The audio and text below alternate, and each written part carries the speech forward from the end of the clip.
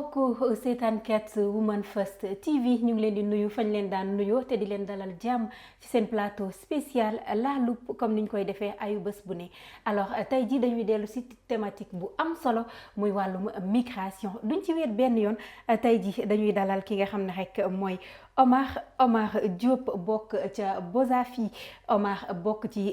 membre Bozafi la waaye itam bokk ci cellule communication mi Omar ñu ngi lay nuyu. maa lay fay Yvette di nuyu waa télévision bi di béggee bu baax a baax ci invitation bi di nuyu ñi ma bokkal plateau bi madame Faye ak suñu doyen Albert di rêve de gosse parce que bi ñu nekkee xale dañ ko doon suivre de très près muy journaliste bu mag ci Sénégal kenn mën ko génne ci cercle journaliste yu mag yi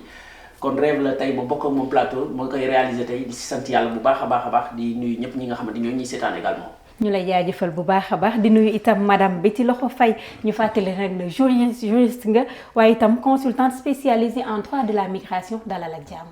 maa ngi leen di fay madame di rafetlu invitation bi ak di nuyuwaale également ñi nga xamante ni ñoom laa bokkal plateau bi ku mel ni doyen ak Omar. ci noonee sax la ñuy jàll daal di nuyu doyen. bonjour doyen.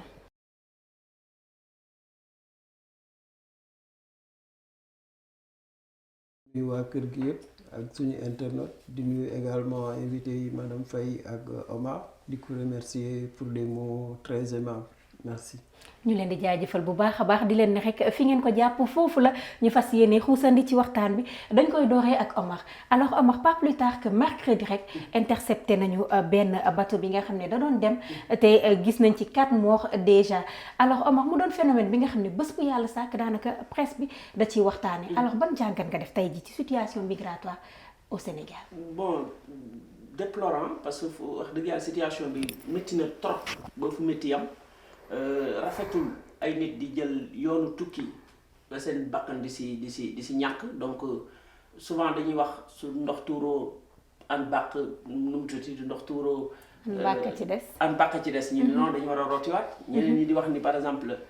su voyage taxawee dañ ko war a encadrer ba mu normal pour mun a jaar yoon.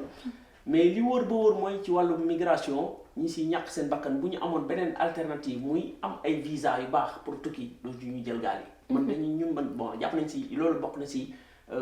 point yi mën a arrêté xale yi di jël gaal yi mooy durcissement des visas bi nga xamante ni Union européenne mu ngi koy forcer africains yi surtout Afrique noire.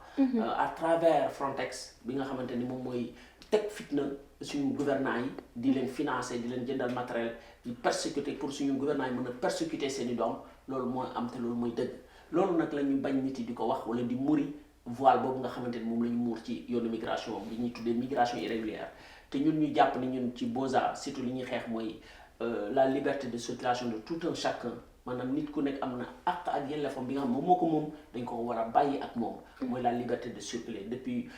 déclaration universelle des droits de l'homme de 1948 boobu ba léegi dañu nit ki am na droit circuler bi ñu ne ko nag am na droit circuler waxuñu ko avion ngay jël wala oto wala moto wala say tànk dañ ne ko rek am nga droit circuler donc kon état la war nit kuy circuler mu assurer sa sécurité donc kii am gaal pour tukki su amoon sañ-sañ bi mu gënal mooy mu attacher vos ceintures am visa am jël avion dem parce que nag ñu wax ko léegi nga xam ko billet gaal moo gën a cher billet Dakar Madrid par avion kon xale bi jël gaal mu di def 500000 pour jël gaal kooku su amoon visa du fere sax lu toll noonu pour mun a dem Madrid. donc loolu il faut ñu xamee ko noonu également. ñu lay jaajëfal bu baax a baax Omar su ñëwee ci madame Betty Loxo maa ngi ko doon wax sànq juriste de formation waaye itam consultante nga ci wàllum migration alors comme ni ko Omar waxee tey jii c'est un droit nit ki mën a dem jóge bërëb sàngam àgg bërëb sàngam ak ci anam bu mu ko mën a doone alors yaakaar nga ni est-ce que tey jii am na benn principe de protection juridique bi nga xam ne migrants yi ñoom war nañ koo mën a am. wala boog Sénégal xaw naa am boobu matuwaay bi nga xam ne dina tax sax ñu mën leen a sàmm. merci beaucoup ci laaj bi je pense que Omar m'a un peu mâché sur la langue comme li mu wax la liberté d'aller et venir la mobilité est garantie par les principes fondamentaux depuis la déclaration par la constitution également moo ñu ko garantil mais comme il a dit malheureusement fii ci Sénégal nag on est en train d'y travailler ñu ngi liggéey ci la politique migratoire du pays ndaxte ba tey amaguñu statut bi nga xamante ni politique bi nga xamante ni c'est purement réservé aux migrants n'empêche Sénégal am na su lu muy sukkandiku ndax am na li ñuy wax la convention bi nga xamante ni c'est pour les migrants les travailleurs migrants et les membres de leur famille de 90 Sénégal da ciy sukkandiku pour protéger les migrants mooy ñiy tukki. Également en 2005 jëloon nañ la loi boo xamante ni moom mooy protéger les apatrides et cetera. boobu tamit ak Sénégal mi ngi ci lay sukkandiku ay convention la loo xamante ni Sénégal da ciy sukkandiku. ba pas plus que 2005 bii rek jël nañ tamit beneen loi boo xamante ni c'est pour en 2022 du moins jël nañ la loi bi nga xamante ni mooy protéger les réfugiés également. kon Sénégal am na ay convention su yu muy sukkandiku. pour protéger ñiy tukki di dem ak dikk. mais spécifiquement li nga xamante ni ñu ngi ci li ñuy wax mooy ñi ngi ciy liggéey mooy loi boo xamante ni c'est purement parce que la politique migratoire du pays malheureusement fait défaut ndax jusque là loolooy problème bi. loolooy problème bi ci wàllum problème boobu sax moo tax dañuy daal di jublu ci doyen ngay analyste politique tolluwaayu réew mi rawatina ndaw ñi màngaani mu doon li nga xam ne soxal na ñëpp parce que bu amul sa kër am na sa këru dëkkandoo alors tey jii lan mooy responsabilité état face départ massif boobu ndaw yi. waaw comme ni nga ko waxee bon état moom moo am responsabilité assurer sécurité nit ki. ñun ñëpp bon muy xale bi muy mag muy jigéen muy ku mënti nekk sénégalais état bi moo am responsabilité assurer sa sécurité. bon bu ñuy wax sécurité nag bon comme ni nga ko junjee sànq bon bu demee nit ñi am droit génn seen réew dem wuti liggéey jéem a tekki. mais état boobu dafa war a assurer sécurité bi muy ku jël avion bi ku jël yoonu suuf ku jël yoonu géej c'est la sécurité réew mi nag foofu la door rek état bi moo am responsabilité protéger Sénégalais frontières yi mais la même chose que loolu wala protéger les droits du Sénégalais. bon maintenant lu am ba am madame Faye junj na ko sànq ñun dañu yàgg tukki. Sénégal yi mësul toog ci dëkkam dafa mës a tukki bon on est fait partie des plus grands voyageurs du monde. foo sànni sa ba tey ji Sénégal yi mu ngi foofu ci mujj yi mooy les pays asiatiques mooy même le Japon sénégalais day tukki bon malheureusement suñu état dafa am retard ni mu amee faible sécurité mënul ko assurer par exemple ñuy dee c'est parce que y a pas de sécurité. Exactement. ba Europe jël décision indi comme Diop l'a dit tout à l'heure Frontex mooy barricade. donc ça veut dire que suñu état Sénégal comme état africain yi bon on est trop en retard du point de vue en tout cas loi on est en retard ce qui fait que bon amuñu protection juridique bi mais amuñu protection sécuritaire bi aussi. Exactement. ce qui fait que bon responsabilité état bi je pense que c'est vrai que gouvernement yu ñu mës a am bàyyi nañu xel pour ñu respecter les conventions mais soo amul loi soo ko jëlul sérieusement en charge comme question juridique comme question de sécurité loolu mooy da ngay bàyyi sa en tout cas xale yi. ils sont pas protégés. Exactement. ce qui fait que responsabilité état bi am na ci mais société bi aussi am na responsabilité. parce que boo xoolee tey jii rien que diaspora bi ñu lay wax ni chaque année ñu ngi dugal ci Sénégal 1500 milliards par an c'est plus que ce que les Européens nous donnent en aide publique. donc poids économique boobu dafa war a yee gouvernement bi pour mu xam ne que lii c'est important pour notre économie. donc je pense que état bi am na responsabilité juridique bi mais am na aussi responsabilité xool comment gérer la diaspora. je pense que ñaari côté yooyu responsabilité état bi maintenant société bi aussi c'est bien que ñu am une société civile qui s'organise mieux. parce que man li ma gis ci en tout cas li ma jot a gis les pays européens ñoom ñu ëpp taxawaay ci wàllum société civile. Société civile. bon alors que ñun suñu doom lañu suñu rakk lañu suñu jarbaar lañu s'ils sont un problème à l'échelle internationale mais ñun ñoo war a taxaw. Exactement. donc suñu société civile aussi war na yeewu jéem a xool ba am baat suñu réew. ci wàllum am baat boobu suñu réew sax doyen doguma la suñ dellu see ci Omar tey jii problème bi ça se pose de telle sorte que ku nekk si ñun tu as ton mot à dire xëy na ñuy dem dañuy xaru xëy na ñuy dem peut-être dañuy jàpp ni en fait l'herbe est plus rose ailleurs, l'herbe est plus verte ailleurs, autant pour moi fee la baaxee fee la dund bi yombee alors yéen ñi nekk sur le terrain nekk ak parents wu xale nekk ak xale yuy waaj wala ñu demoon sax ba dëppaat yan raison lañ leen di jox exactement yi tax ñuy dem. doyen da ko wax léegi ci wàllum li nga xamante mooy Frontex la frontière à l'extérieur Frontex loolu lay signifier frontière à l'extérieur te frontière à l'extérieur n'existe même pas amul ci dictionnaire frontière c'est là où se limitent deux pays deux quartiers deux villages loolu mooy frontière donc Union européenne dafa bëgg ñëw léegi ci suñu océan yi installé fi ces frontières te pourtant du ñoom ñooy ñëw def liggéey bi dañuy financer nos dirigeants ñu utiliser suñu armée utiliser suñu police utiliser suñu lépp pour bloquer xale yi ci nga xamante moom mooy océan bi bëgg nañ ko installer fii ci océan Atlantique bi parce que ñu ngi ci Méditerranée bi ak mer Égée bi et cetera donc ñun Afrique noire côté Afrique de l'Ouest ñu ngi jot subventions yi mais commencé gu ñu def liggéey bi ni mu waree ni ko comme ni ko gars yi defee ci nu mu tëti océan Atlantique bi nu mu tëti Méditerranée bi du moins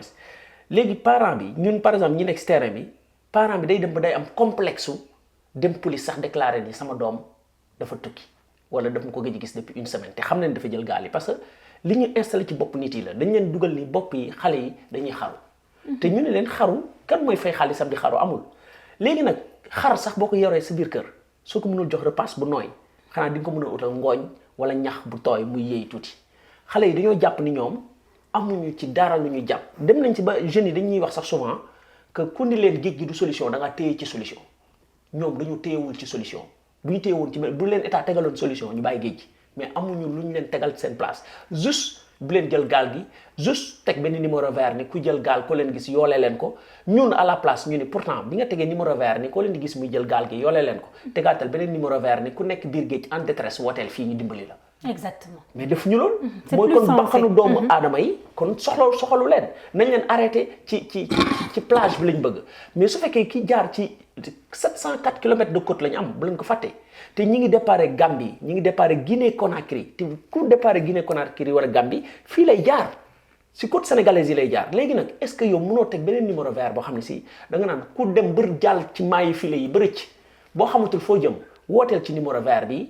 su ko defee ñun ñu jëm la dimbali mais non amul loolu amul lu leen soxal li leen soxal mooy ku leen di dem yoole leen ko léegi nag parents yi ñoom am na parent bi nga xam mu ngi tëdd biir néegam di xaar coup de fil doomam xamul coup de fil boobu kañ la koy jot ci àdduna da ngay wax ak parent mu ne man mënumaa gëm ni sama doom dee na à tout moment mun na maa woo téléphone léegi kan moo ko war a defar recherche boobu mais parent bi war na mën a dem police xamul ni dafa war a dem def déclaration police obligation la mu wëral ko doomam boobu Ibe dama lay jox benn exemple est-ce que ma xale bi déclaré officiellement ni dafa war a dox dem màggal Touba mu déclaré ko officiellement yóbbu ko préfecture def demande am dañ ko war a boole policier bu koy garder ba Touba loolu mooy dëgg parce que bakkanam sécurité am ci état la war mu sàmmal ko ba mu egg màggalu Touba nit bu defoon déclaration officielle ni day dox dem Màkka état la war mu protéger ko ba mu dox ba egg Màkka et cetera donc nit ñi nga xamante ni déclaré wu ñu ni dañuy jël gaal yi pour dem parce que fitna bi ñu leen tegal la dañu jël SILMI benn conseil interministériel de lutte contre l'immigration irrégulière noonu lañu ko tuddee wala l'immigration clandestine SILEC lañ ko modifié léegi teg ko SILEC boobu ay gradé ñoom ñoo fa nekk te dañu jàpp ne affaire migration surtout bi ñu tuddee clandestin du affaire supérieur wala officier nangam affaire civile la. affaire civile parce que civil yi ñoo koy organiser j'ai l'impression que Omar dogguma la en général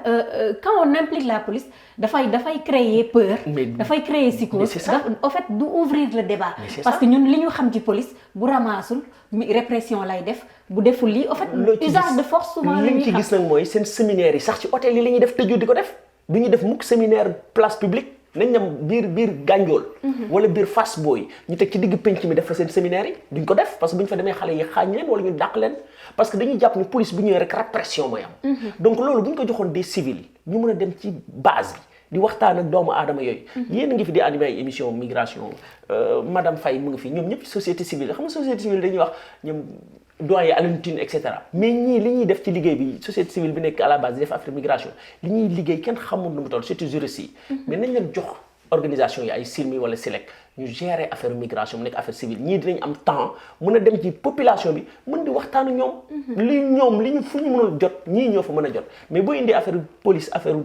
gradé rek persécution day am xale bi mu ngi commencé ragal et cetera et cetera. donc nañu xool ni ñuy accompagner doyen wax na ko si politique migratoire. ñun wax dëgg yàlla suñu état yi dañ ci naax saay dañ ci sax débat. ci wàllum naax saay boobu madame Faye alors lan mooy suñuy limite actuelle tey jii fu mu toll nii suñu làmbee cadre juridique ci wàllum migration irrégulière lan mooy suñuy limite. waaw madame bala maa ñëw ci limite yi xanaa peut-être def une petite précision par rapport ak sunu frère Omar que Sénégal am na mettre na en place une stratégie de politique migratoire. li muy wax. C'est très important, moi que nous impliquer la société civile, etc. Mais si la stratégie, nous mettre en place, je pense que impliquer aussi bien la société civile et tout. Et on essaie de voir, nous à leur niveau, nous essayons de voir d'autres alternatives par rapport à que pour vraiment nous freiner le phénomène migratoire. Les sunu limite par rapport à je pense qu'on l'a soulevé tout à l'heure. Moi, le manque de politique, mais n'empêche, même manque de politique, cela ne veut pas dire que que ça soit les voies normales ou irrégulières, amul protection juridique boo xamante ni mi ngi koy topp ku si nekk rek chaque individu ndax loolu c'est mooy li war a am. bon état moom mooy garant de la sécurité des personnes. mais nag état mënul chaque fois je fais pas développement procès de l'état parce que man société civile laa bokk te ñun comme on dit ñun ñoo nekk ci terrain bi. ñun c'est nous qui faisons face le plus souvent aux défis que vivent les migrants mais nag état ne peut pas mettre à la tête derrière chaque personne un gendarme ou bien un policier. Ce qu'il y a lieu de faire mooy li nga xamante ni moo fi nekk mooy nga respecter les lois yi nga xamante ni nit ku nekk da ngay dëppoo ak comme on dit nul n'est au-dessus de la loi da ngay dëppoo ak li nga xamante ni moo sàmm sa ak sa yelleef soo nekkee ci dëkk. dañu wax ni la migration irrégulière est interdite loolu la ñu wax. loolu la ñu wax. léegi nag kanta da ngay fay lu cher wala li ngay fay tuuti la dañ ne la migration irrégulière est interdite loolu la ñu wax. en aucun cas waxuñu fenn ni pour nga dem tukki certes mën nga jël lu la neex comme li ñu wax yaa xam nooy def ba yegg fa nga jëm moo xam da ngay dox moo xam da ngay naaw moo xam looy def mais en tout cas nga jaarale ko ci anam yi war. mais tey phénomène li ñu gis li gën a yokk tey cette migration ba tax ñu am jafe-jafe ci protéger leen. mooy ni que non seulement bu ñuy dem il faut que la police bi muy wax ñu impliqué ci côté c'est normal parce que tey ñiy dem déjà boo toppee phénomène bi ni muy demee léegi dañuy sax jéem a déjouer la sécurité bi nga xamante mooy la police ak léegi les points de débarquement les quais comme on les appelle léegi dañ leen di déjouer ndax bu njëkk ba quand tu parlais de débarquement on pensait à Yaraax et cetera ni fii mooy point de départ léegi dañuy joxe foofu ni point de départ nga xam ne léegi am na ay forces de défense et de sécurité qui sont sur place da ngay gis ni léegi changé nañ bu yàgg bu njëkk ba guddi lañ doon dem ñu xam ne guddi léegi nit ñaa ngi leen di signaler dematuñu guddi ils font semblant ak seeni méthode ak loolu léegi nag looy def di ci làqatu wala di ci nëbbatu loolu ça pose problème loolu bu ñu génnee sax cadre migration ci boppam même ñu teg rek droit ci boppam purement am na loo xamante ne boo koy def dafa louche kon foog force de défense ñëw ci ak sécurité léegi nag quant à les numéros qu'on a mis en place pour les lignes de signalement comme yow bi ngay dem xam nga ne li ngay def c'est frauduleux parent bi tey ku si nekk tey dañuy jàpp ne le parent doit être de bonne foi dans les normes tey tu ne peux pas être au courant que sa doom dafay dem jël gaal yow tu as nga nekk tout au courant nga nekk xam nga ni bu baax ne lii la muy def dañ ko tere nga toog nag ba toog ni soo ko gisoon kon doo signaler bu la woowoon ni la yegg naa xam nga doo dem police signaler sama doom kat moom woowoon ni jël na gaal gi mais yegg na nga toog ay une semaine nga loolu am na loo xamante ni tamit balaa état di ñu si jàpp ndax ndimbal na ca fekk loxol borom. ñun ñu ngi nekk ci terrain bi di xeex pour qu'on respecte les droits des migrants on le dit tout le temps. doyen l'a soulevé tout à l'heure que ñi nekk extérieur au niveau de la diaspora li ñuy dugal ci recette ci en termes d'argent et cetera ça dépasse largement suñuy fonds et cetera mais tamit ndimbal na ca fekk loxoy borom li nga xamante ni essayons de voir léegi nag beneen côté bi mooy xam naa dinañ ci ñëw léegi bu fekkee ni yow dañ lay tere lii te boo jëlee beneen voie bi tamit du jàll mooy le refus des visas xam naa on va les évoquer tout à l'heure ça pose problème mais il faut que tamit ñun ñëpp ñu topp ci li nga xamante ni loolu la yoon wax parce que tey qu'on le dise ou non personne ne peut te dire réellement ñaata chiffre perte de vie humaine moom moo am que ça soit l'État ak ku mu mënti doon les spécialistes les plus fins tey boo leen ko jëlee tey teg leen même au niveau de Frontex yi nga xamante ni c'est des agences qui sont mises en place au niveau de l'Union européenne et cetera mais Frontex ne gère que l'Union européenne tey au-delà de ça ñi nga xamante ni ay îles yeneen îles yi la ñuy jël et tout ñi nga xamante ni des pertes en mer ñi réer ci gaal yi on les compte pas kon compte boo xamante ni spécifique daf la mën a wax ni temps moo xam dañuy à peu près rek ndax tey boo jàppee les passeurs lan lay wax ni gaal gi par exemple 100 personnes laa si yeboon du ñu nangoo wax exactement ñaata nit la ñu yeb ça pose problème ñii gaañu si saa ñu sànni leen si géej en général duñu leen déclarer à moins que la police maritime dem def ay recherche ñu génne leen et tout ñu repêcher ay corps et cetera il y a beaucoup affaire migration si boobu moo complexe voilà moo tax il faut ñu def ci sérieux bi nga xamante ni moom moo ci war ni ñu ko yaakaaree nii au-delà des ateliers des séminaires des trucs même la politique migratoire bi ñuy wax sax bu ñu ko tegee te defuñu sax parce que dafa mooy matière bi nga xamante ni dafa complexe dañu bëri en général li ñuy gis rek ndax boo waxee migration le plus souvent migration irrégulière la ñuy wax alors que la migration dafa yaatu les réfugiés ñu ngi ci biir léegi dañuy wax ni le point de départ c'est la Mauritanie nit ñaa ngi rallier Mauritanie pour après dem voyage loolu tam c'est des points yi nga xamante ni war nañ ko xool le Sénégal reçoit énormément de réfugiés la migration dafa yaatu c'est pas seulement les migrants te les migrants parfois le plus souvent migrants économiques rek la ñuy bàyyi xel mooy ñi nga xamante ni dañuy dem à la recherche de vie meilleure mais y a les migrants yi nga xamante ni à force du climat le climat moom moo leen tax ñu dem exactement voilà loolu tamit mooy loo xamante ni fokk ñu wut ay spécialistes ñu koy étudier cas par cas parce que boo calculer tey les migrants économiques da ngay bàyyi da tu mets en rate les migrants économie xam nga les migrants du climat ñi nga xamante ni c'est à cause des changements climatiques ñoom ñoo tax ñu nekk tey c'est des migrants forcés mais pas ñi nga xamante ni des migrants économiques ma fàttali xel ni yéen a ngi ci Women First TV di suivre seen émission La Loupe ñu amal waxtaan bu yaa tey jii di waxtaani migration rawatina migration irrégulière comme nuñ koy faral di waxee yan jeexital lay indil askan wi yan jeexital en tout cas lay indil ndaw ñi nga xam ne ñu ngi koy def ak ñi nga xam ne rek mooy suñu force de l'ordre suñu cadre juridique itam yan pexe ak jéego lay teg ngir mën a tënk mbir mi ba ku nekk mën a gis boppam ca fa mu nekk alors moo tax sax dañuy dem ci doyen bu ñu dellu see ci doyen fàttali rek ni analyste politique nga doyen ñuy wax ci wàllum état alors fan la état lajjee tey jii ginnaaw bi nga xam ne am na yenn ci ay programme yi nga xam ne jot na ko fee amal moo xam DER bi moo xam FONGIP bi 3FPT bi sax ci wàllum formation ndaw ñi est-ce que jàpp nga ni programme yooyu tey jii am na impact ba mën a téye ndaw ñi ci biir réew mi wala ba koo téye itam am loo ko jox comme ni ko Omar waxee. waaw boobu laaj bu xaw a xóot parce que problème Sénégal vraiment migrant bi am na lu muy nëbb mooy que suñu état bi amul doole pour gérer xale Sénégal loolu mooy dëgg gi parce que la question de la jeunesse amul benn nguur bu ko régler depuis 60 ba tey ji et lu ci am aussi mooy que xale yi dañuy yokk les besoins de partir c'est une vague soo xoolee les 5 dernières années c'est des milliers et des milliers de jeunes ñoo génn ñenn ñooy dem c'est en général des jeunes yi nga xam ne ci monde rural bi la ñu jóge c'est-à-dire agriculture bi demul pêche bi demul artisanat bi demul tous les métiers liés à l'agriculture périclitent loolu mooy crise économique bi mais crise économique bi amul benn gouvernement bu régler la question de l'agriculture élevage naka noonu pêche naka noonu donc tous les jeunes qui sont dans le monde rural ils n'ont plus de perspective locale exactement et loolu foofu la état bi njëkk laaj on n'a pas développé l'agriculture, on n'a pas développé l'élevage, on n'a pas développé l'artisanat, ce qui fait que tous les jeunes c'est un objectif mooy ñëw Dakar mais suñu ñëwee Dakar transit dañuy toog fii 5 ans 10 ans ñu rassembler quelque chose ils partent Dakar transite le code ce qui fait que crise économie bi foofu la ñu laaj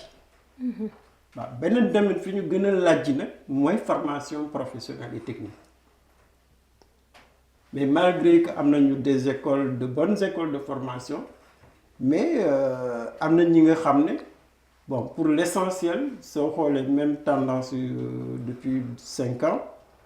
c'est que ñuy migrer c'est pas seulement les jeunes qui sont sortis trop tôt de l'école da ngay gis des diplômés de l'université des écoles de formation mais amuñu emploi donc problème emploi formation technique par exemple amuñu une masse critique par exemple dans le bâtiment dans la construction dans l'artisanat on n'a pas d'ouvriers spécialisés mais ce qui fait que boo laajee ci wàllum économie agriculture industrie nga laaj ci formation mais mënoo am perspective pour les jeunes c'est ça c'est xam nga nu mu koy waxee mais c'est bouché pour la jeunesse c'est un avenir bouché mais donc pour solution bi mooy en tout cas lu ñuy jéem a wax depuis quelques années c'est que qu'on ait un développement endogène mooy que agriculture bi élevage pêche mënuñu jaar feneen suñu bëggee régler la question de la migration tant qu'on n'aura pas des pôles régionaux pour embaucher ces jeunes les recruter les insérer mais tu auras toujours la migration comme Madame Faye l'a dit mais elle est d'abord interne c'est-à-dire que dans les 14 régions les 13 régions n'ont pour objectif que Dakar c'est ça qui explique le phénomène de l'urbanisation avec toutes ses conséquences. Exactement. Ce qui fait que pour moi, il y a un problème de développer l'agriculture, assurer la formation, mais il y a aussi un problème de vision. C'est-à-dire que migrants, dafa bokk ci ñun. État africain waruñu nangu qu'on nous dise que la migration est interdite. C'est là le problème qu'on a. La migration, elle ne peut pas être interdite. Dans un pays qui n'a pas les moyens pour assurer l'agriculture, l'élevage, la pêche, la formation, pour gagner, vous êtes interdit de sortir de chez vous. loolu dinañ ci gën a yaatalaat doyen bu boobaa dinañ ci yaatalaat sax ak il faut corriger inverser c'est-à-dire étudiant bi am na droit dem fu ko neex mais ki nga xam ne dooleem rek la am na droit dem fu ko neex donc il faut revoir la politique de migration qu'on protège nos étudiants nos chercheurs notre diaspora et les autres qui ont par exemple mais prends l'exemple de l'Espagne mais les Sénégalais contribuent énormément à l'économie espagnole mais pourtant ils sont acceptés on leur trouve des parcelles pour travailler dans l'agriculture dans l'élevage les autres pays européens là suñu soxla main-d'œuvre mais ñoom ñooy créer les conditions pour que les Africains aillent là-bas donc je pense qu'il y a un problème en tout cas il faut redéfinir notre vision de la migration. De la migration dinañ ko jéem a redéfinir ak madame Faye boole ko ak droit non seulement li ñu yoon sant ak li ñu yoon tere waaye itam boole ko encadrement bi nga xam ne état war na koo mën a teg en place ngir mën a encadrer li nga xam ne mooy ay ndawam comme ni nga ko waxee doyen. Alors Omar yéen ñi nekk sur le terrain tey jii bu ñu dellusee ci action Bozafi d'habitude da ngeen di amal ay caravanes. C'est dans quel but seen caravane yooyu? Non seulement vous faites le tour du Sénégal mais itam gis nañ ni question migratoire du fépp lañ ko mën a waxtaane yaa ngi ko doon wax sànq ak anam bi ñu ko mën a waxtaane alors en tant que homme de terrain yéen ban procédé ngeen am tey jii pour mën a non seulement sensibiliser mais être à l'écoute de cette population là qui est prête à partir. Merci lu am solo nga ma laaj ni ci caravane bi ak yéen mel mais juste doyen dafa laal point bu am solo mooy déjà mënoo ci sa constitution sénégalaise du ma dugg si droit parce que juriste baa ngi toog mais constitution dafa ni nit ki am na droit tukki saa yu bëggee ak nu mu ko bëggee ak fu mu ko bëggee déclaration universelle des droits de l'homme nii nit ki am na droit quitter dëkkam dem feneen am droit dellu siwaat mais ba léegi critères yi waxuñu nan lay tukkee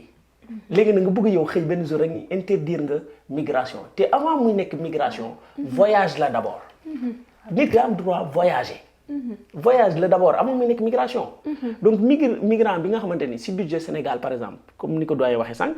18% xam nga 20% si budget Sénégal la diaspora bi di dugal ci budget Sénégal mais kon migration bi am na lu muy apporter Sénégalais bi léegi nag ki nga xam ne moo nekk Fass Boye am gaalam moo joxoñ la ko si biir gaal bi ne la gaal bee suñu ma ci fayee 30 millions dama ko jaay mais dama am envie dem France xool neige bi ni muy wàccee comme ni France bi bëggee ñëw fii jant bi di ko laal mais mënul am visa parce que dañ naan ko pour nga am visa il faut nga contrat de travail il faut nga am bulletin de salaire il faut nga am moom mu wóor ni ko lii mënu ko am kon moom du ma sa dem France bu toppee li ko gars yi wax mais bu mu nee teg gaalam dem jàpp ci li ko constitution wax day voyager parce que constitution moo ne ko am nga droit voyager day jël gaalam dugal ci moteur am taal dem nii day dem tukki fu mu ko mën a tukkee ñii di màngaane berger yi dañuy màngaane dem ay Niger jóge Fuuta dem ba Niger donc loolu mën na am donc kon loolu nañ ko loolu laa xam ni mënoon ni dugal lii sa constitution ba pare nga ñëw nga danga koy interdire loolu moom d'accord ma ci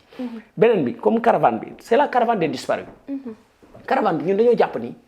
xale bi nga xam dafa jël gaal yi ba réer ñun am nañ droit rendre ko hommage dañuy def 10 jours wër Sénégal si zone impactée yi fu ñu dem def fa ñaari fan ren on a fait Kotiari Tamba Sokone Foundiougne ak Niodior 2 jours yi ay ateliers la ñuy def di sensibiliser xale yi si voyage yi di leen xamal ni danger yi li moo ci nekk mais xale bi bëggatul dégg danger bi ñu koy wax xam lu tax day toog dëju frère am moom añ naan ataaya dëj bi jeex guddi mu jël gaal te frère am ci gaal la jël ba des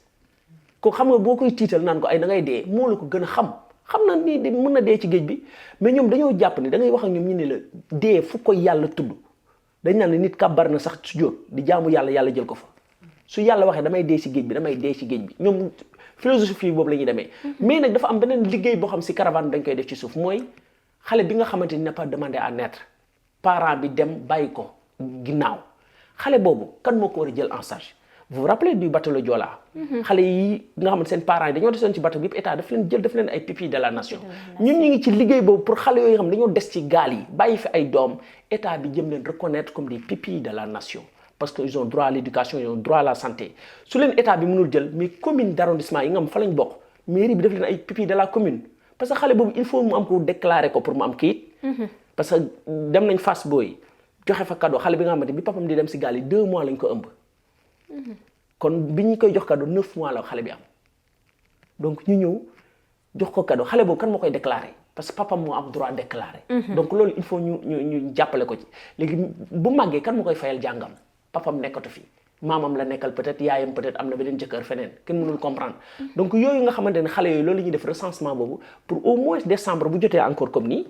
man maay jëndal sama doom cadeau keneen noonu xale boobu kan ma koy jëndal cadeau amul donc ñun Beaux-Arts dañuy engagé wu jënd ay cadeau recensement boobu ñuy def ci caravane bi dem fekk jiwaat xale bi fa mu nekk jox ko cadeau partage ak moom journée de fierté boobu nga xamante ni mënu ko am ak yeneen liggéey yu nga xam ne ñu ngi koy def mais mu am bi gën a am solo mooy xeex Frontex doyen da ko wax léegi-léegi Frontex yamuñu Europe de ñi ngi fii ci biir Sénégal ñi ngi Afrique bii ñu ngi fii ci biir Sénégal ñu ngi biir réew mi toog di dugal ay subvention di dugal ay budget ba pare nag di forcer suñu état yi pour ñu téye xale yi loolu la ñu nii loolu il faut ñu xoolal bu ñu bëggee xale yi ñu téye leen nañu xoolaat seen politique de visa bi nga xam ne moom la ñuy imposer nit yi parce que mënoo rejeter 60 000 demandes de visa par exemple sur l'année boo ko multiplier par 59 800 frais de visa bi day nekk au moins pratiquement presque 3 milliards 600 millions kon ambassade yu ci bëri ci Sénégal jeunesse sénégalaise bi ñoom ñoo leen di perfuser ñoom ñoo leen di dugalal xaalis donc arnaque boobu am rendez-vous mënoo ko gis dugal sa demande de visa ñu rejeté ko te mu wóor ni ko bi muy jël sa demande dala laaj contrat de travail amoo ko mu laaj la bulletin de salaire amoo ko te mu ngi jël sa demande te xam na ne yow mi du la may mu jël sa demande jël sa xaalis ba pare sànni la passeport vide mais na la delloo sa xaalis paiement visa yi dafa war a nekk suñ la mayee ba pare nga fay su loolu mënul am réciprocité bi peut-être juriste bi dina si ñëw. ci moom madame Faye réciprocité bi su loolu mun am na am ñun d'accord nañu réciprocité am mooy ñoom bu ñuy ñëw ñu ut visa ñun bu ñuy dem ñu ut visa amul benn problème. mais nag nañu xam ni bu ñu ko tengalee noonu ñu koy tengalee xale yi dinañ continuer di jël gaal yi parce que ñoom moom seen i gaal xam nañ yoon bi te mënuñu leen contrôler loolu moom dama leen koy répéter. léegi nag voyage bi nag. pour ñu sécuriser ko mooy. ñu jox leen ay moyens yoo xam si mën nañu ko sécuriser. mooy ñu permettre leen xale yi di voyager ak des téléphones satellitaires. mais c'est interdit booy yi du ñu voyager téléphones yi la ñuy voyager téléphones yi si tu fais 30 kilomètres ci biir géej bi dootoo am réseau.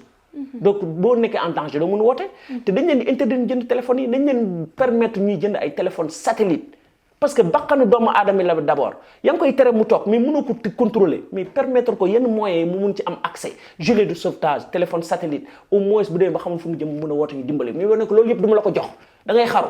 mais dañuy continuer di dem di xaru te loolu mooy kon suñu njiiti ñooy continuer di pousse xale yi ñuy dem di jël gaal yi. loolu mooy dëgg tamit. madame Bittiloxo Faye ñu dellu ci li nga xam ne rek mooy ni ko Omar waxee sànq mooy réciprocité visa bi alors tey jii nga bokk ci benn collectif bi nga xam ne daanaka ci loolu ngeen di dox alors ngeen amal sax marche bëccëgu dimanche bi lan ngeen di dox exactement ak ci yan anam ngeen ko fas yéene tënk ba am li nga xam ne mooy gain de cause. Merci beaucoup ci laaj bi muy sur la réciprocité des visas je disais que Omar il est sur la défensive. moom xam naa ni tout terrain la moo tax. parfois dafay yaramam day tàng tuuti. par rapport ak question yi nga xamante ni soulevé na ko ci dire que la migration. n'a jamais été interdite migration kenn mënu ko tere ndax loolu constitution moo ko consacré. migration irrégulière la ñuy tere mais pas la migration kenn mënta tere nit ki mënoo ko tere pour mu tukki ndax joxoo ko passe buy dem. déjà beneen bi il a soulevé problème de déclaration loolu na peut-être ça fait pas partie de la migration mais pour ñu comme ñoom dañu nekk sur le terrain pour beneen yoon bu ñu demee cas yu mel noonu. mooy la déclaration nekkul ni papa ji rek moo mën a déclarer doomam yaay ji bu fekkee ne elle a le certificat de mariage elle peut bel et bien déclarer son enfant même si su ko amulee délai bi su passé. Il y a des procédures qui sont faites pour cela pour la déclaration tardive de naissance. pour beneen yoon bu ñu tombatee ci cas yu mel noonu ñu bañ a jàpp ni rek xale bi tant que papam déclaré ko kenn du ko déclaré bref loolu c'était une petite précision. léegi nag concernant collectif bi nga xamante ni ñun dañ ci bokk ñoom ñi sax si lañ ñu ngi ci biir. muy collectif campagne visa pour tous. ndax dañu gis ni la réciprocité des visas foog mu dafa doon loo xamante ni dafa war a mën a nekk foog mu am. gis nañ ni sax ni fan yee ñu génn sunu njiit yi. le premier ministre waaw monsieur Sonko a soulevé na ko au niveau de l'Assemblée nationale ni dañuy def la réciprocité des visas ndax Omar wax na ko léegi duñ ci ñëwaat anam yi ni rejeter les visas dafa doy waar fii ci Sénégal il y a trop de rejet de visas sans explication. vraiment ñu gis ni loolu nag foog que état bi jóg ci peut-être ci politique migratoire sûrement dinañ ko jëlaale en compte ndax nit ki au-delà sax man mi di wax ak yow temps pareil daaw dama waroon dem ci benn séminaire bu am solo boo xamante ni fële ca États-Unis on nous a pas expliqué on a mis beaucoup d'argent et le visa m'a été refusé alors que dama doon dem au niveau des Nations Unies pour un congrès donc c'était dans le cadre professionnel et cetera kon man rek exemple laa ci sur rejet donc bëri ñoo xamante ni te certaines ambassades malheureusement il l'a soulevé duñ la wax sax motif de rejet dañ lay rejeter sur le jour ñeneen ñi dañuy confisquer sa passeport pendant 2 mois yow yaa ngi soxla sa passeport nga toog di dundee yaakaar ñu rejeter la léegi nag au niveau du collectif li ñuy xeex mooy kenn bañul waxuñu par la force dañu war a may nit ki visa ndax ñoom ñoo xam di tax ñu rejeter la sa visa mais au moins nit ki nga xamante ni dafa def xaalisam investir boo koy delloo son visa la moindre des choses soit delloo ko defal ko bokk une réduction nga delloo ko au moins soit les 30% ou bien les 50%. am na nag quelques ambassades yu koy def mais bëriwul de ce qu'il a eu à investir. beneen bi ñu gis ni toujours ci politique de l'obtention des visas léegi ambassades yi li ñuy def mooy dañuy créer ay structures intermédiaires. léegi nekkatul sax ci ambassade bi ngay dem direct. te structure intermédiaire yooyu ñoom tamit xaalis la. privé la à la limite. voilà c'est privé et xaalis bu bëri la te yow nit kiy demandé yow yaay fay encore. exactement ay papiers yu ñu lay demandé par ci par là da ngay fay te teewul bu ñu la rejeté ñoom it dañuy mel ni seen yoon nekku ci. da ngay dem yow maanaam yow lan nga jotee ak ambassade bi dem sa rendez-vous ñu rejeté la wala ñu kii la te ñoom ñëpp. je dis ça maa ngi koy wax barki dem ci beneen émission ma ne les ambassades là qui nous refusent le visa ñoom ñëpp ils ont des politiques migratoires au niveau de leur pays. ñoom chaque année xam nañ ni seen calendrier ñaata nit la ñu war a mën a jox visa. Omar soulevé na ko léegi. chaque année ñoom dañ leen di wax ni. am nañ seen quota boo xam ne kon yow leer na leen yow année bi 50 visa nga mën a maye. et tu demandes plus de 2 millions de personnes 200 000 personnes. les gens boo demee ci ambassade da nga naan xanaa ñëpp dëkk bii rek lañ jëm. yow leer na ne yow ñi ñëpp doo leen may yow loolu leer na la. mais xaalis boobu ngay dugal toogul Sénégal. exactement lu mu guddi day dem ci dëkk yooyu maanaam ñun dañuy participer indirectement au développement de ces pays là. je pense que nos gouvernants en sont conscients. parce que ñun ñi ngi dem yow mi demul sax yow mi bëgg a dem yow yaa ngi participer ci développement dëkk bi alors que léegi dañ koy wax ñu ngi woy quelle alternative suñu defaree l'agriculture suñu defaree lii suñu investir lii suñu def mais nit ki dajale xaalisam bëggoon a tukki non seulement mayuñu ko ba pare xaalisam dem kooku découragé na benn peeru découragé bi nga xamante ni tey bu gisee waxuñu ko na dem jëli gaa mais tey bu gisee beneen option sax danaan pourquoi pas. lu muy def pourquoi pas. ñii dem le plus souvent parfois dinaa étudiants yi mais étudiants yi peut-être ñoom sax ñoo tane. à la limite qu'on peut dire parce que ñoom tamit si ñëpp si rejet bi moom ñëpp la amul étudiant amul professionnel. mais parfois sax dinañ ni kii sax au moins day dem continuer ay études ñu may ko mais ki nga xamante ni commerce la doon def par exemple.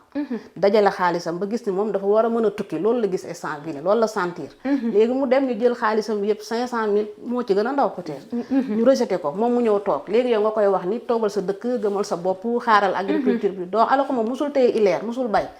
nga ni ko non production léegi bàyyi lii demal fële xam nga lan j'expliquais c'est un peu compliqué li ma wax sànq rek la problématique de la migration du moins dafa complexe. foo nga nekk au cœur. dugg ci biir ngay soog a comprendre beaucoup de choses. parfois da ngay dégg sax ñenn yi da ngay romb wala dégg débat ko jeunes yi bëgguñu liggéey. wala jeunes yi li ñuy def li ngay dem di investir. xamuma la nag lan mais am na ñoo xamante ni dañu bëgg indépendance même si seen liggéey lu indépendant lañ bëgg. demal seen bopp amal seen bopp ñoom dépendre lu ci nos gouvernants pour am dara. ci wàllum ñàkk dépendre de nos gouvernements boobu sax la ñuy dem ak doyen alors doyen tey ji ñu gis ni phénomène mi bu njëkk bi dañ daan ne jeunes yi la mais tey ji dafa touché benn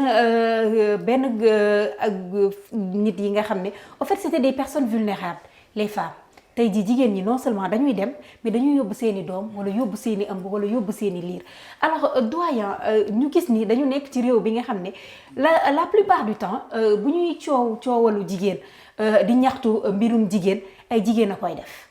dañ leen di bàyyee combat bi bu ñuy wax violence basée sur le genre ay féministes ñooy jóg ay organisation de femmes ñooy jóg état bi du leen gunge ci yi mel noonu tey jii ñu gis ni phénomène bi jël na ampleur ba ay jigéen bu yor doom buy nàmp wala jigéen bu wan na lor tey jii mu ngi dugg gaal alors tey jii lan moo war a doon taxawaayu état pour ces personnes vulnérables même si jeunes yuy dem ils sont aussi vulnérables que ces femmes là mais sauf que couche boobu itam dañu soxla protection te naam dem bu ñu demutoon sax protection boobu tey jii dafa xaw a oyof parce que comme ni ma ko waxee rek ñoom ñooy xeex seen lépp ñoom ñooy xulloo seen lépp ñoom ñooy jéem a lijjanti seen ak seen yelleef alors tey jii lan moo ci responsabilité état.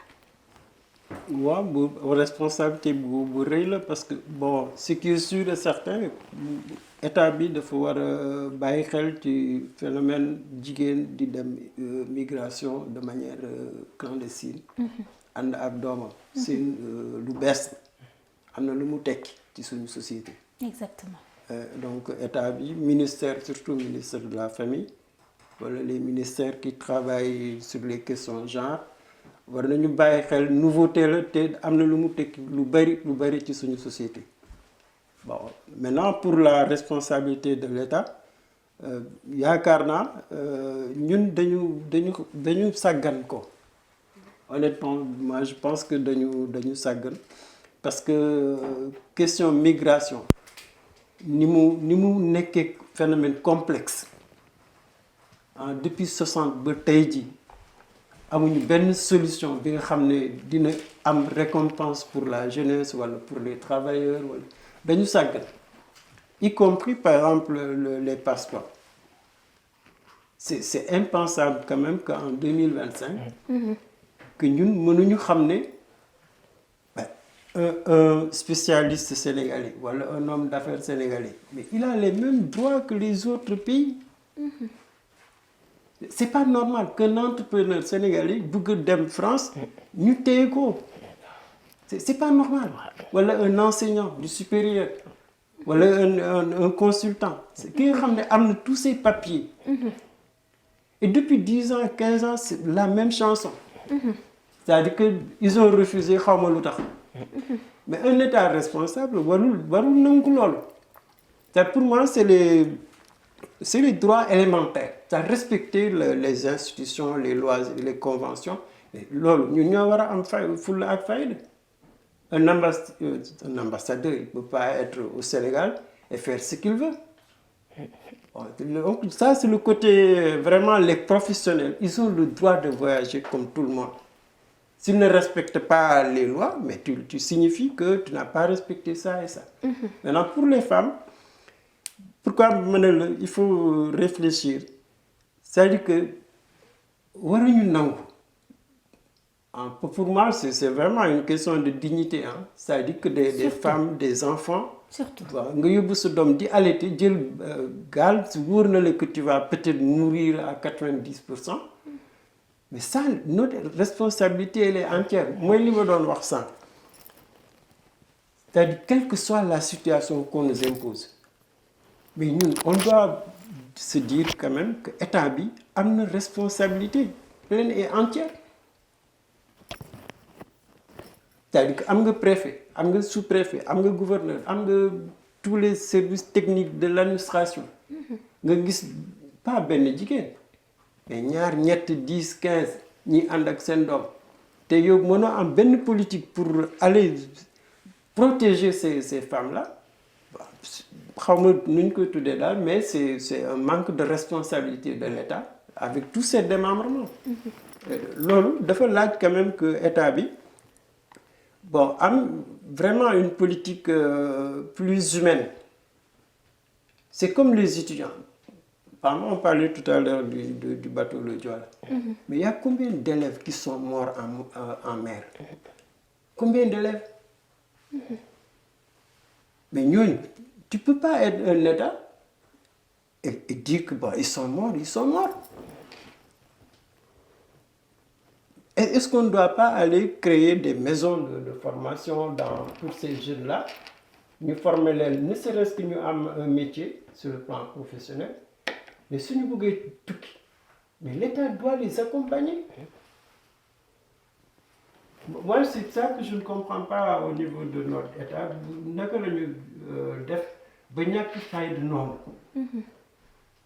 C'est un problème, moi je dis honnêtement, c'est l'un des problèmes les plus complexes auxquels on est confronté, moi, la migration. Et on n'a pas de solution. Parce que l'État dit, tu vois, la presse en parle, les sociétés civiles en parlent, les dignitaires en parlent, tout le monde en parle, sauf l'État. C'est à la limite, si l'État dit, de faire d'arrêter avec les bailleurs de fonds. C'est-à-dire, on va faire le minimum pour vous satisfaire.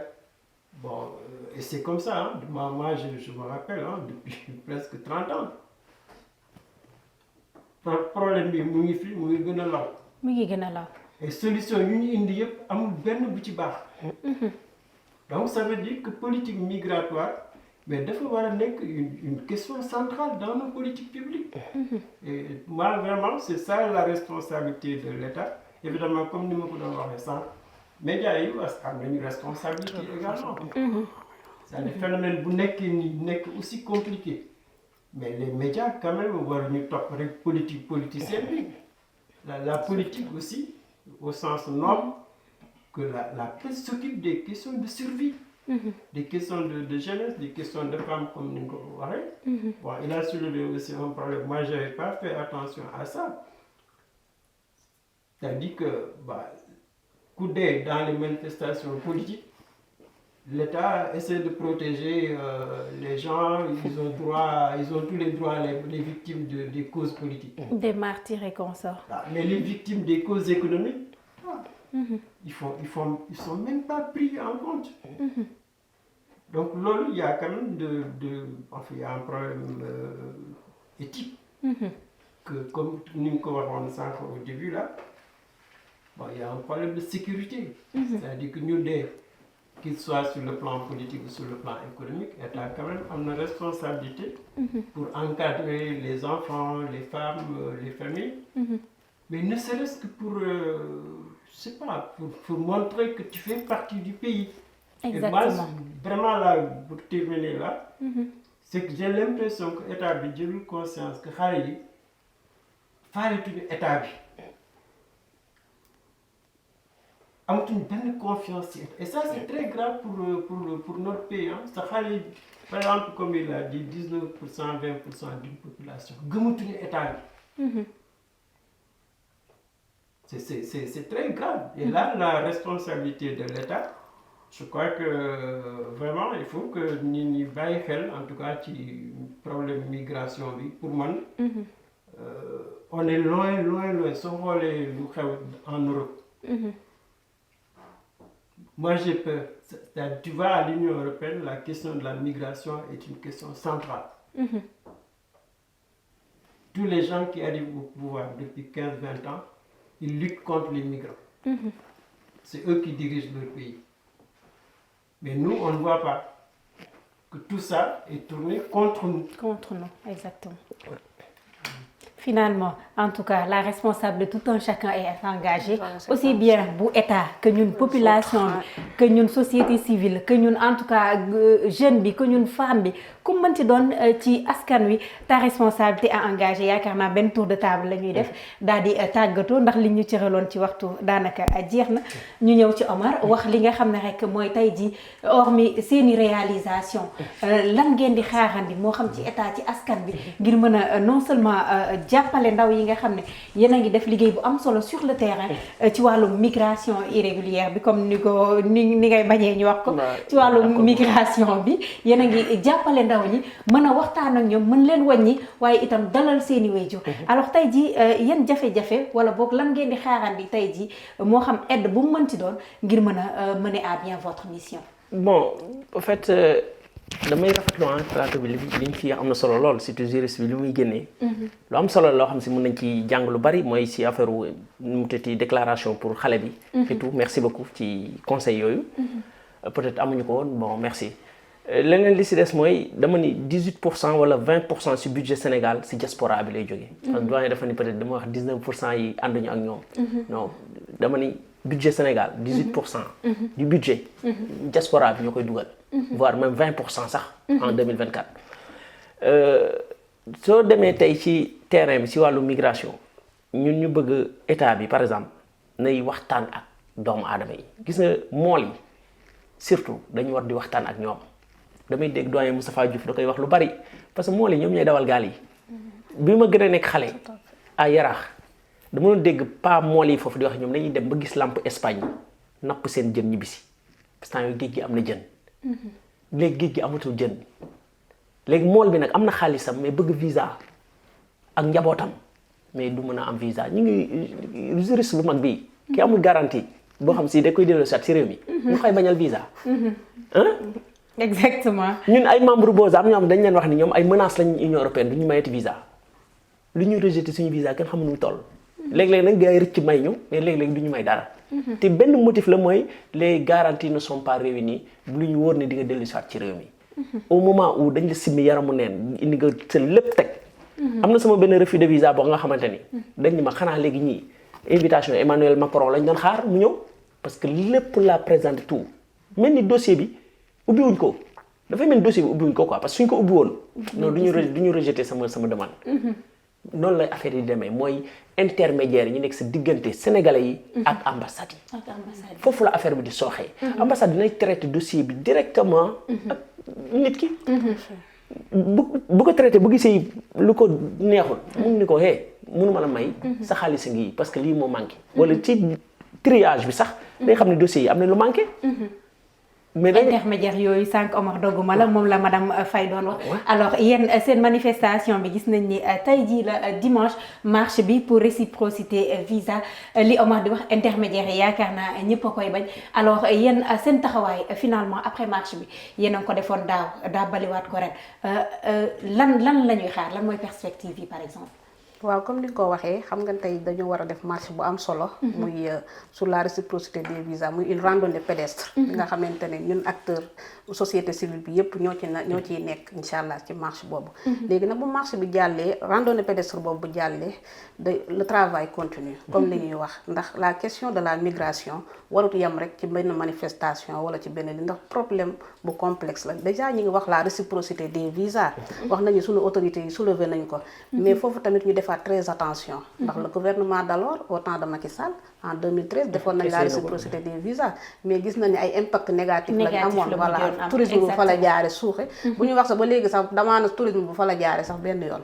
ba léegi moo tax foog ñu def ñun tamit ñu def très attention certes c'est bon de faire la réciprocité des visas mais foog ñu protéger ko encadrer ko xool tamit les retombées ndax sur le plan économique ça va se faire wala du mel noonu li ci des nag mooy di woowaat ñëpp ndax duñu bëgg cette fois-ci vraiment ñun ñëpp ndax ñi yëngatu ci wàllu migration maanaam macha allah bëri na bëriwul organisation yi bëri na ñu ci bëri ñu ngi ci li mais foog ñu def loo xamante ni ñun ñëpp ñu booloo ndax li ñu bëgg a xeex bëgg a tamit jàppale ci état bi ndax léegi wax nga ko yow mi di présenter sax danga wax nga ko la responsabilité de tous est engagée tey on peut pas mettre tout sur le dos de l'état ndax la femme bi nga xamante ne dafa nekk en état mu leer ko ne dafa nekk en état moom mu jël la responsabilité mu jëli gaal gi tey bu fa desee on le souhaite pas on peut pas dire que état moom moo ko fa yóbbu wala mel ni am na yoo xamante ni te ça commence par nous mooy ñu que ñun tamit suñu wàll boobu foog ñu jël suñu vie en main ba pare bala ñoo xaal état bi day ñëw pour protéger mais foog ñun tamit ñun ñëpp ñu ànd si sur ça ñun société civile bi yëpp foog ñu def loo xamante ni ñun ñëpp ñu ànd doon benn ñu xeexandoo parce que ñoo bokk ay objectif booy seet presque pratiquement que ça soit BOSA que ça soit campagne visa pour tous et cetera yeneen structures yi nga xamante ni ñu ngi yëngatu ci wàllu migration lan lañ bëgg mooy ñu respecter le droit des migrants la mobilité dañ ko wax ni c'est un droit yoon moom moo ko consacré la constitution la déclaration universelle des droits de l'homme moom moo wax ni la liberté d'aller et venir est un droit puisque c'est un droit nag foog tey ñu jàpp ñun ñëpp ñu àndaloo ci réclamer suñu droit bi nga xamante ni yoon moo ñu ko may mais nag tout en respectant nos devoirs également parce qu'on le rappelle en tant que juriste on le rappelle tey ñu on aime réclamer nos droits alors qu'on respecte pas nos devoirs voilà loolu tamit foog ñu def ko bi loolu daal laa amoon ne loo xamante ni doyen ñu bàyyi la nga tàggatoo non sinon mbégte quand même discuter ci question bi nga xam ne bon am na solo muy vraiment ñu nekk ci Ndakaaru ñu nekk ci région yi bon tous les pays sont concernés par cette question et c'est bien quand même que les acteurs de la société civile bon taxaw pour protéger les citoyens pour essayer aussi pousser état bi mu gën taxaw pour défendre les migrants.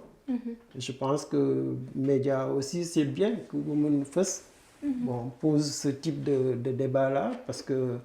pour moi c'est vrai c'est pas l'actualité dominante mais c'est un problème de société. Exactement. Donc tout le monde doit ñëpp war nañu waxtaan ci question boobu jéem a aussi xool solution acteurs société civile am na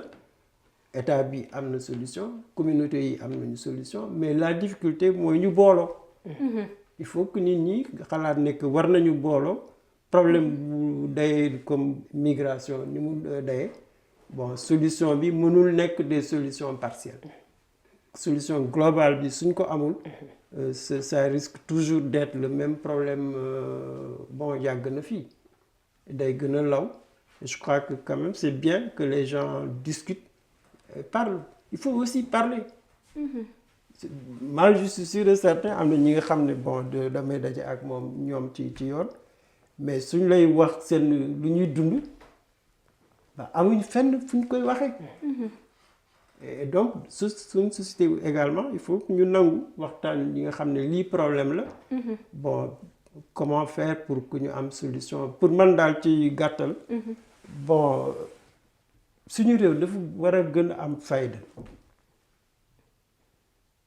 mais migrant c'est pas n'importe c'est pas un être extra